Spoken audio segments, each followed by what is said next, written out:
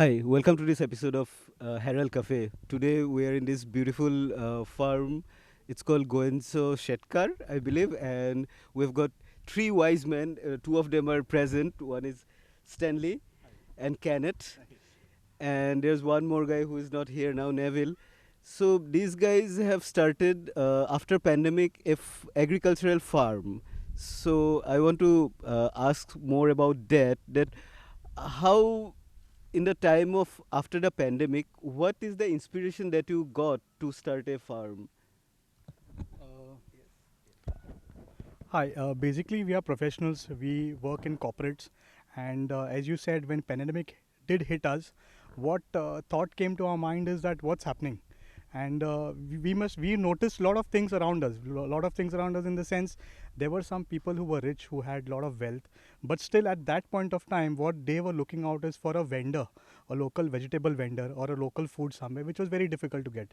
So that strikes something within us, saying that money is not everything. Even tomorrow, if we have money, we have a lot of things. What is very important is this fields around us. What is important is to sustain these fields. Not only the fields, but the sustenance of the fields are also important. So that is what struck an idea in us, that what we need to do is that we need to get into farming somehow or the other. So that is where everything started, with an idea of getting to start into farming. So that brought me to another question. That you said you were professionals. You were never shetkars. Your family, maybe your family have been involved in agriculture, but what was the like trials and tribulations that you have to go through, like to start something which is so very labor intensive, so very you need to work with the land, like that kind of. If you have come from a job background, how difficult was it to shift it to agriculture? If any of you could. Kenneth, you want to? Nilankur, thanks for having us over here. Very good question. I mean, for three basically city boys to get into farming, how did that happen? And I think Stanley has touched upon it by talking about the pandemic and how I think that was a wake-up call to everybody, not just us, as to what is the most important things. What are people lining up for? You don't have basic food. And I think over there, the idea, or I remember one of our farmers sharing the story, and he said, it is funny, it is ironic, yet at the same time it is sad that here we are lining up in front of a ration shop for rice, and I have fields in my background and they are lying fallow. So he says, we had so much, we've lost it, and this is where we are today. And that kind of image stuck with us. It kind of pulled at our hearts. How did we get into farming? I think the credit in 90% of that would go to Neville. He had this childhood memories of going into the fields with his grandmother. And for him, it was basically a chance to bunk school also, I think. So those memories were very fond memories for him. And I think he always intended getting back into agriculture. Somewhere along the line, during this pandemic period, he caught hold of Stanley. He probably brainwashed him and took him to the field, said, let's get back into farming. And they had a very difficult period. There was this story I think Stanley would be able to share with you, how they went about it, the manual way, how they really struggled. Stanley, you would like to share that story? Adding to what Kenneth has said, it's really a kind of a story. So as you said, that what exactly got us into it, though we were professionals and we were never into farming, what struck us is that the intention was never to do transplanting or to service a big mass. The main intention, what we had in our mind initially, was to just do farming, pick up some fallow lands here and there, and start growing paddy. That was what was our intention. So what Neville said to me was that I'll give you the funds and everything at the moment, and you just we'll just plant somewhere or something or the other. So that's how we started into paddy cultivation. We picked up a land in Aldona, Kitla, and that's where we started paddy cultivation. So during the process of paddy cultivation, we found a lot of things that were really very difficult for us. Like the machinery, you say, the manpower, you say, how the manpower has been utilized, procurements of seeds. So everything, it was an experience, and we thought about it, but we did overcome everything, and at the end we got a good harvest. But what got us to thinking over there was that if at all we being professionals and we having our contacts and trying our contacts here and there, if we had so much of difficulties in planting a 1 acre land, we could imagine the plight of farmers that were not that educated, the literacy was less. So that again struck another idea in us, why don't we do something for these farmers? We didn't have an intention. Intention was just to cultivate fields for ourselves and to get the grains. But then now another thought process came over there, why don't we do something for these farmers around who are suffering due to some machineries, due to manpowers. So that is what excess of knowledge. Correct, excess of knowledge. So that is where Neville started, researching, and he came up that there's only one person in Goa who's right now into mechanized farming. And what we had understood is that mechanization is the only go ahead.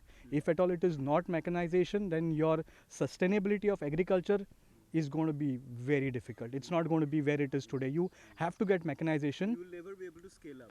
Correct. You will never be able to scale up. And the only person who was into mechanized farming that time was Father George Quadros of HDB, Don Bosco's. Yes. So that is the whole journey where we started, and then afterwards we said let's go to Father, and that is how we met Father, and then we continued from there. Tell us the rigorous trainings he had to give you. Yes. How did you convince him? Yes, that you guys are the best person to speak on that would be Kenneth. He'll be the right person to say that. Yeah, Kenneth, if you would. So, yeah, taking off from the story, since the setbacks were there, they decided to one day just drive down to the south of Goa. Father is based in Raya. And approach him directly and ask him to teach them, this trade. One look at these two fellows coming there in the morning wearing their branded t-shirts and their footwear, and Father was taken aback. I mean, are these guys pulling off some kind of joke? And we shared this story with him later on, and he's kind of agreed that not for once did he believe that these two guys were, cut out for this kind of work. So Father, being the strict taskmaster that he is, he's got a very good work ethic. He's very disciplined. He knows what he's doing. He put these guys to the drill. I think he asked them, are you going to carry mud? And these boys agreed. Because they have nothing, like they cannot deny. Yeah, they cannot refuse. True. We had already agreed for it. And they like you said, they were out to prove a point. So he made them, kind of lift the mud. So they were lifting the mud, and then he said, will you dig and, mix it up, the works. The guys were game for it. They did it. I'm sure they were completely dead tired, but they were. End of the day, we were dead. We were dead. He put them through such a drill, like ninja warriors. And I think he was a little extra hard on them, knowing at the back of his mind that they're not going to come back the next day. Probably they all finished very late that first day, right? At around 10 o'clock, somewhere around. By 10 on the first day that we went over there. Yeah. But they went back the next morning. And that actually got him thinking, these guys have come back. Is there something here? Are they serious? And this continued for some more time. And over a period of time, I guess he realized that, they were serious. They really wanted to kind of get into farming. They really wanted to learn and make a difference, like Stanley said, to society. I wasn't on board at that point in time. There were feelers thrown my way. Every now and then, they would kind of, why don't you come? And pandemic, it was lockdown period. It didn't appeal to me, to be very honest with you. And somewhere, probably in October, these guys had started in July. Somewhere in October, Neville threw another bait at me. He said, it's harvesting time. Why don't you come? There'll be a nice harvesting machine. Come and have a look at the machine. And the thought of the machine basically appealed to me. Being a kind of a metalhead, that machines basically always appealed to me. So I went down to see the machine, and that was practically the first time that I got into the field. And Nilankur, I can tell you one thing, is that moment I stepped into the field, the experience from there on was just something completely different. I believe everybody should actually get down into the field, not to farm, but just get down into the field to feel that connect with Mother Earth. It's serene, it's beautiful, and the time of harvesting, the aroma of the paddy in the air, it just kind of, it's a different feeling. So I think everyone should get in there. So over a period of time, I joined. I was also put through the same drill. When I went, they took me to Father. And Father again looking at me said, oh, you're an engineer, and okay, fine, but you got to go through the drill. So the same drill was followed over here, put us through the drill, and we completed an entire season. A year we worked with Father.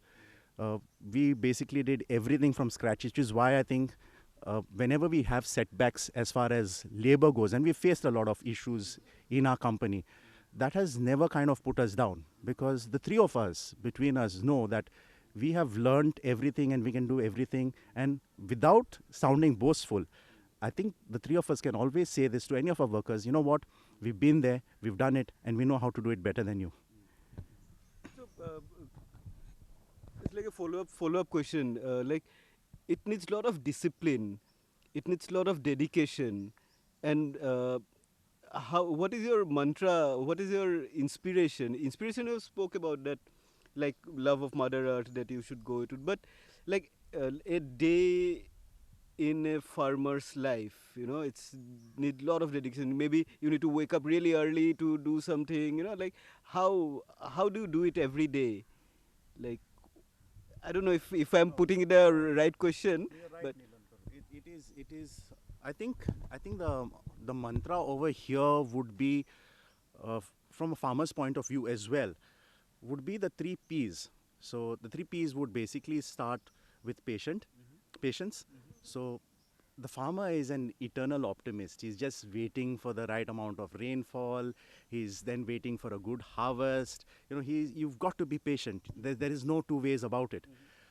The second P would be, you've got to have perspiration. So that's the hard work that you talk about. It is very hard work. You get up early in the morning. For us, even though it is mechanized from the point of view from the farmer. For him, it looks like everything is automated. We just come with our machines, we come with our paddy, we plant it and we go away. But there's a lot of work that goes on in this place over here, in our nursery, our headquarters. And I would like to basically say the third P here is perseverance, because you'll face a lot of setbacks.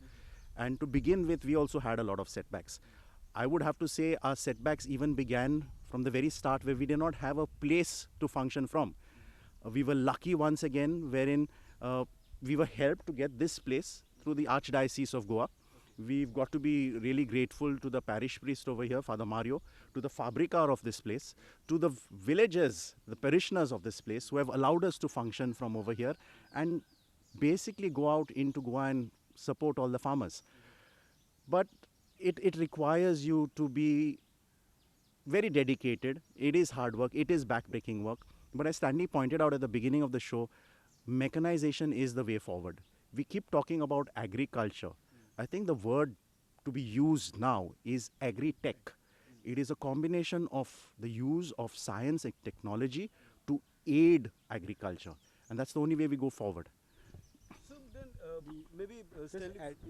Yeah, Nilankur, just adding to what Kenneth said, and as per what you questioned us, that what is the motivation that is driving us? When we got into this, there was one thing which was told to us by our guru, that y'all are getting into this thing, but make sure that y'all have to be into that. The reason being is that you are asking the farmers to be dependent on you, and today the farmers are dependent on you. So if you get out of that particular place, you're going to leave them high and dry. Now what drives us over here is that you have certain areas that we have been planting. Now this is our third season, and when we go to the field, the farmer is so confident in you. The farmer directly, he does approach us and he tells us that we do not have to ask you about anything. We know everything. We know that the moment we tell you that our field has to be cultivated, you will take care of the field and you will do the field. We are 101% sure about it. So we will never be chasing you for anything. We won't be telling you anything. We also know that you all take follow-ups of the field. So this thing what comes from the farmer is, it motivates us quite a lot to give them more and more on this particular thing. How long the other Xetkars took time to believe in you? Like, yeah, what was that? That's a good question, Nilankur. And I think the best example over there would be this experience that we had once when we went down to a particular field in Kurka, right? And we were trying to promote, this was in our first year, we were doing a field for another farmer, and we saw these farmers doing it the manual way. And we said, since we're coming down to this village, why not, tell them also of the benefits and kind of ask them, would they also like to join? Santan Kurka. Yeah. So you won't believe it, Nilankur. We went in there, we approached them, we kind of started talking, and we were literally chased out of there. You all can't do it here. Your machines won't work. What are you all talking about? It's not going to work. Now, that didn't deter us. Like I said, that perseverance, we kind of just persevered. We planted this original field that we were planting. Now, even the person who gave us his field over there, Ramakrishna, if I may take his name, uh, he was very forthcoming. He was very open to the idea. And he was ridiculed as well in his own village. People were laughing at him initially. What are you doing? This will never work. And this modern technology is all humbug. But when he got his harvest, he got a bumper crop. And that is where everybody's eyes opened. A few months down the line, the same person who chased us out from those other fields was with Neville. And we definitely made it a point, I'll tell you. Today we are planting somewhere around 1.5 lakh square meters in that particular place. Yes, so yes, I believe what happens is it is a new method. People are used to the old concept and they've done very well. It is not to deny that they've not done very well. But native wisdom in there, man. yes, there is. Also, what happens is any new system, I mean, it's basic psychology. We resist change. But what we do is, from our part, we take up pilot projects. We love challenges. Our motto again is to turn Goa green. Let no field be fallow if it can be done. So we take up pilot projects. As long as we can get one person to believe in us and give them a demo, we found that from our experience now in the third years, people just come on board. And it's a matter of time, Nilankur, because when you look at the farming community today, it is an old generation. The young generation has moved out. It doesn't appeal to them, and rightly so. If someone were to tell me today, you know what, I'm going to do it the manual way, we would be the first to say, are you mad? You're going to kill yourself. Without the machinery, it is going to be very difficult to sustain agriculture. But it has to be used in the right way. It's like a double-edged sword. How do you use this technology? How do you use this science? And according to us, it is an amalgamation of the old traditions with the new concept of science and technology. And science and technology now shows you that it is more efficient, it is faster, and very importantly, this is something that everyone talks about, is what is the economics of it. When done on large scales, it is definitely more economical, which is why promotion of community farming is the need of the hour. Everybody comes together and that creates a movement. It creates this wonderful spirit of togetherness as well. And everybody in the long run basically is moving towards sustainability, whether it is as far as economics and the commercial aspect goes, whether it is also about sustainability of the environment. So that also needs to be taken care of. I truly like the socialistic approach you are taking to use technology in agriculture and like helping the native wisdom grow, you know, like in a certain fashion. And you're talking about community farming. It's very socialistic.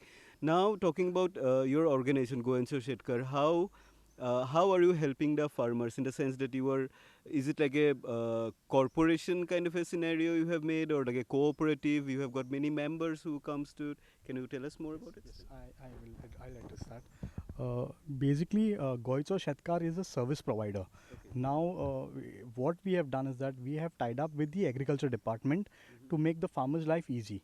So we have different places like Salegaon. We have the Tiswadi Taluka, the Bardesh Taluka that we basically cater to. So the farmers, they come and they approach us that we have fields that we need to transplant, and they give us their Form 1 and 14s or their Krishi cards, and accordingly we make a chart that these are the fields that has to be cultivated. Now the farmer pays half of the amount. So he pays to us. So he pays half of the amount to us, which is 1 rupee 75 paise per square meter. And so he gives us this 1 rupee 75 paise per square meter, and he submits his Krishi card to us. So the paperwork is done by us, and then we submit the paperwork to the department. It's and a great help for a farmer. Yes, Yes. yes. The only reason the paperwork is collected, either it's a Form 1 and 14 or a Krishi card abstract, is because this forms part of the documentation that we need to submit to the government to claim the remaining part of the subsidy. Right. So for the farmer, it is basically the subsidy is given at source. At source. He is getting the benefit benefits of it right there in the field. And all that paperwork and the hassle of then getting the money, the remaining subsidy, is basically with us. See, because ideally what happens is that you have certain places where you have some farmers who, like if at all we say that you pay us the whole amount and the remaining subsidy you take it, you claim it from the government, you have some, no, and they may not even want to go, because you have some old farmers say, forget, I would not want to go to the department, so I'll just pay it and finish it. So that is the reason why this is the best concept, wherein you tell him, you do not worry, your subsidy part, I'll take care of it. So I'm giving you a subsidy at source. You do not have to pay me the entire amount. You pay me 50% of what is your payment. The remaining 50% you leave it on to Goencho Xetkar. They will submit your documents and claim it from the government. So that is how we are, what we do basically with the, wherein transplanting is concerned. And how forthcoming and how helpful is the agriculture department, if I may ask? Agriculture department, now for the last, you can say 1 year, we are getting some response from the department. Yes, we do submit our claims. There is a delay in the claims, but we receive all our claims. The claims, it's not that we've not received our claims. All our claims have come and we've received it. There are some pointers which we have already put in to the recent, there is a forum which recent has come up wherein they've asked for some suggestions. So we have put some suggestions which would actually, help these service providers to serve the farmers more better. Because as per, I would also like to again stress on a point over here.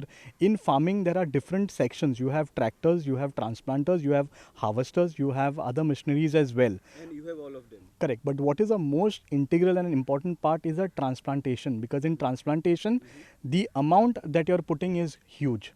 So the transplantation, whoever are into transplanting, they have to take it up on priority for to get their subsidies.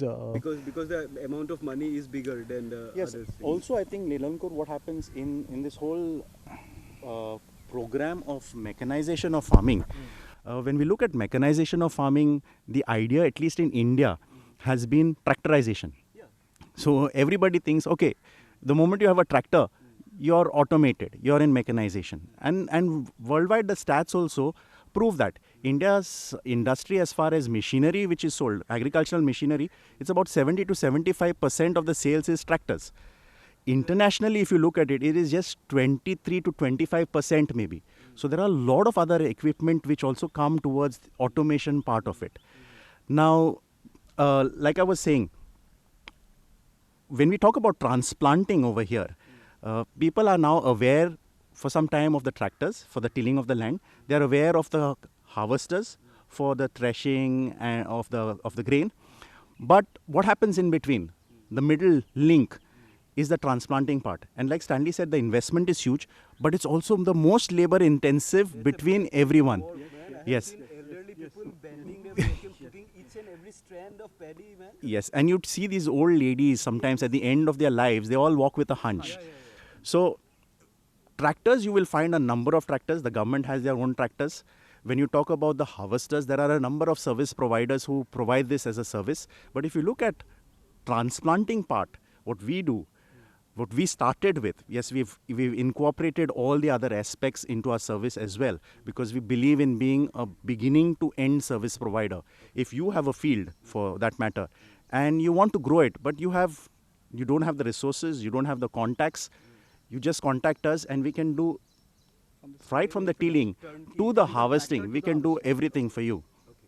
So this is the most labor intensive which I was talking about, the transplanting, the mechanized transplanting part of it, which is why even in Goa today you have just about 6 or 7 service providers who are into mechanized transplanting of paddy. So when he talks about a particular protocol being followed as to who should get, and what we have also proved over the last 3 years with Father George Quadros, he is our mentor, our guru. He takes up the projects. We are very closely associated with him even now. Is we have brought a lot of fallow lands back into cultivation. So I believe when we do that much to preserve it for the future, definitely, without sounding boastful once again, I would say that we are doing a lot more than just maybe a service provider who's providing a tractor or who is only doing the harvesting. Because here we give you the entire product and we take care of that very important part of the manual labor in between. So your logistical cost basically is high. Yes. The logistical cost for your transplanting is high. So keeping that into consideration, I believe that a department has to prioritize transplanting over all the others. So your prioritization for your claims, prioritization for all the other things has to we have to be given, I mean the service providers who are transplanting has to be given first preference wherein all these things are concerned. Rest we are getting support from the Goa government, the agriculture department as well, for the past 1 year. It's okay, but it can be better. Are you helping the farmers sell their produce also? Do you have that thing in mind in the future maybe? We are planning to get into that as well, procurement of seeds. But again, there are substantial amount of people who are doing that. Yeah. So if at all, only if it's a need of the hour, we will be getting into it. If at all it is not required, not. Because as we've mentioned, our main whole and sole purpose is to make sure that the farmer is, being helped in whichever way we can. And Goa gets greener. Yes. Very important. I think we are coming to an end of this show. The time is less. Last question to both of you. A suggestion and some advice to the youth or the people of Goa about how important is not only agriculture, how important is to keep the natural heritage alive. Now everything is getting concretized, like you guys know it, right? So with your example, any insights on that you want to talk to the people, give it to the people? See, urbanization is going on a very faster pace, and what would be my suggestion, and Goencho Xetkar also, Kenneth also will give his insights on this, is that we have the youth of today who are getting down into farming. We have certain places wherein you have these youths who are getting down, but you have an opportunity, you have a field, like your mother, your grandmother, they had a field somewhere which is lying fallow, and you can do it, because see, at one point of time wherein mechanization was not there, things were difficult. Now since you have the mechanization come into picture, things are a little bit easier. So suggestion, and one main important thing is, as Kenneth also had mentioned previously, that there was a farmer who was standing in a line for a ration, wherein he had fields with him which were lying fallow. So that actually, I have everything with me, I have the resources, I have everything, but still I'm not doing anything about it. So that is a crime. I mean, from my side would be, do not keep your fields fallow. If your grandmother, your father, anyone's fields are there, you either plant it. If you cannot, you give it to someone who would want to do it. So that would be my suggestion. For him to say, that is his favorite line. So he tells it, if you have a field and you don't cultivate it, you're a criminal. Right. So again, I mean, just adding to that, we are basically, Nilankur, I mean, it's a problem which is staring at us in the face, but we have a veil in front of us, a curtain in front of us, and that is a food shortage. We have about 800 million people who are starving on a yearly basis. It's going to fast get to about 1,000 million. If we break it down to a daily basis, it's about 25,000 people losing their lives every day. That's a very, very big number. And sadly, even more sadly, tragically, half of those are children. Now, rice, when we look at rice, and I will be speaking more about rice because we are into paddy cultivation, is a staple food for 2/3 of the world's population. And like you rightly pointed out, urbanization means we are fastly going to lose our land. Mechanization is the way forward. It is faster, it is more efficient, it is scientific, and it is cheaper. And through the use of technology and science, I think he again hit the nail on the head where he said the youth need to be encouraged. Seeing this technology is something that maybe would lure them into this, which is why we sometimes have programs for children, school children, where they come and they have a look at us transplanting. And the response has been fantastic. So you encourage the youth, you show them the use of technology, and you also tell them that, look, just farming is not part of this industry. It's a huge industry. It has huge potential. There are scientists at this very moment who are coming up with new fertilizers, biofertilizers. Yes. You have drones today which basically can do your seeding, and the mind boggles at the kind of artificial intelligence that you could use. There is a storage problem. We lose so much of our grain, we lose so much of our produce to storage. There's a logistic problem, and these basically open up so many avenues in agriculture wherein you don't only have to look at what you're doing in the field. There is a lot of work going on over there, and it's a beautiful opportunity for students, for the new generation to look at as a career, and a viable career that too. True. Very much true. Thank you, both of you, and Neville also, who is not present, and wish you all the best. Thank you, Nilankur. Thank you, Nilankur. It was a pleasure being on your show, and Hey. we enjoyed ourselves out. Yes. Thank you so much. Hello, audience. I will see you again next week with some interesting people around. Thank you.